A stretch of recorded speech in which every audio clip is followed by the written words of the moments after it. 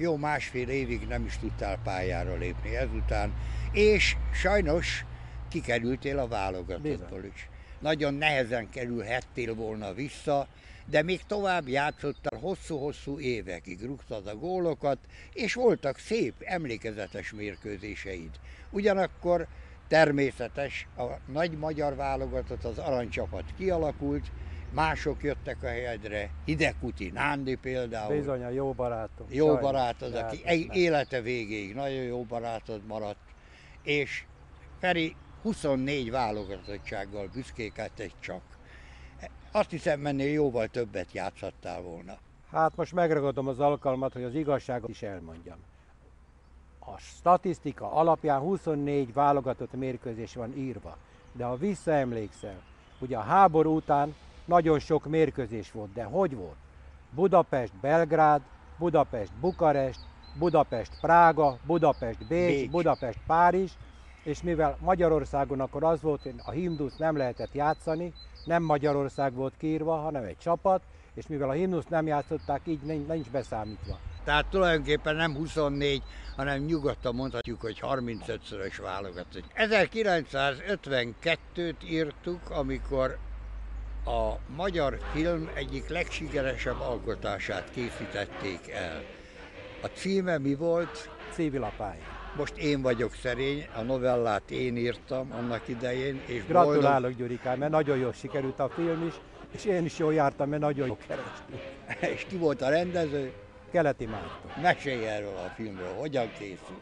Hát a Marci bácsi azt mondta, csináljunk egy próbafelvételt, mert nem tudom, hiszem Nóti Károly volt az író. Igen, ő írta a forgatókönyvet, hogy nézzük meg, hogy esetleg tudnak-e belőlem valamit faragni. És csináltak egy ilyen próbafelvételt, és a Nóti Károly azt mondta, ne is gondolkozzatok, ezt csináljátok meg. És én elvállaltam. Kikkel játszottál?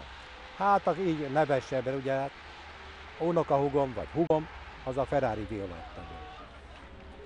Ha mondjuk nem társam, de ilyen vetélytársam volt a Sós Imre, ugye, aki egy nagyon jó dolgozó ember volt a Vörös Meteorba, vagy a Vörös Meteor pályán, amiben a csapatában játszottam én, ugye, és ezzel voltam sokszor kapcsolatban.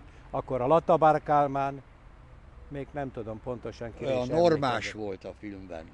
Ő volt a gyári, az üzemi normamester.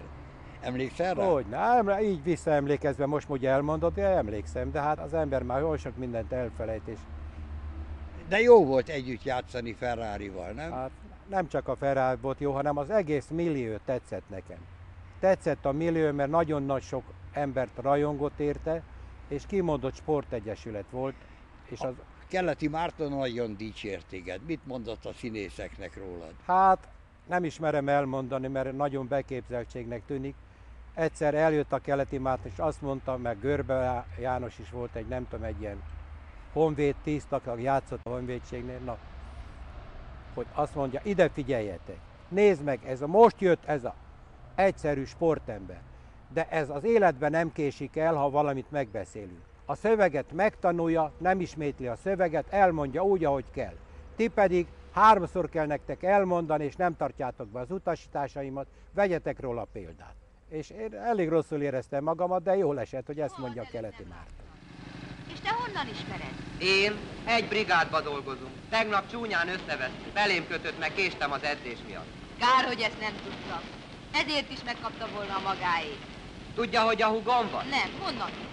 1938-tól 1961-ig, amíg pályafutásodat befejezted, mindig hűséges maradtál a lila-fehér színekhez. Igen.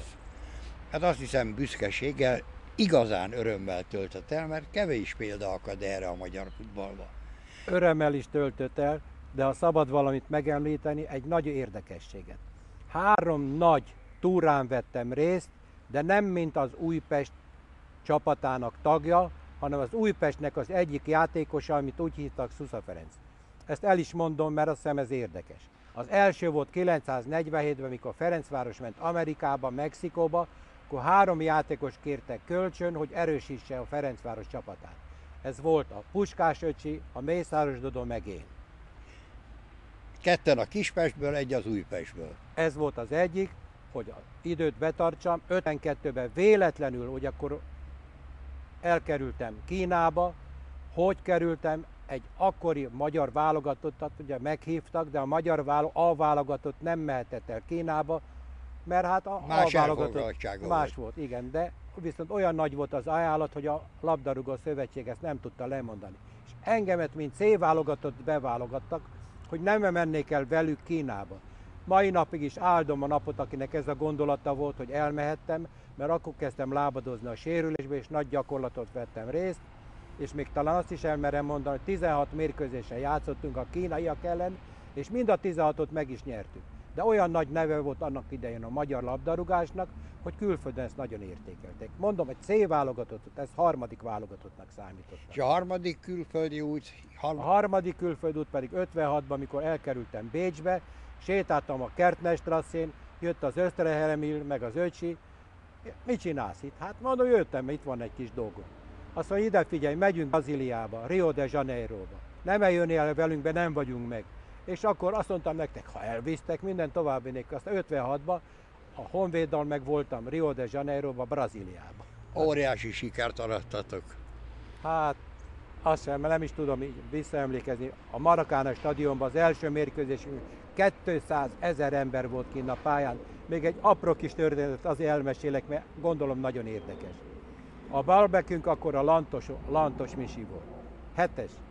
Na és megyünk ki a Maracana stadionnak a játékos kijáróján, és előttem egy ilyen sánta nyomorék ember. És mellette van a Misi, és látom a sánta nyomorék embernek a hátára 7-es volt írva. Mondom Misinek, ide figyelj, nyomorékok ellen játszunk.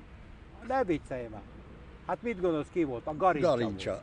És kérlek szépen, a 20. percben már 3-0-ra vezettek, mert a Flamengo ellen játszottunk, és a Garincsa olyan jól játszott, és a Miska odaszólt nekem azt, hogy a nyomorékot nézd meg, mit csinál velünk. Feri, nem akartak kint tartani? Hát kint tartani, egyszer nagyon kint akartak tartani, Olaszországban. De nem Olaszországban voltunk, még itthon voltunk már. Az Internacional és a Milán ketten veszekedtek, hogy ki szerezzen meg. Hát én mind a kettőnek igent mondtam, de akkor lehetetlenség volt külföldre menni. Mennyi volt akkor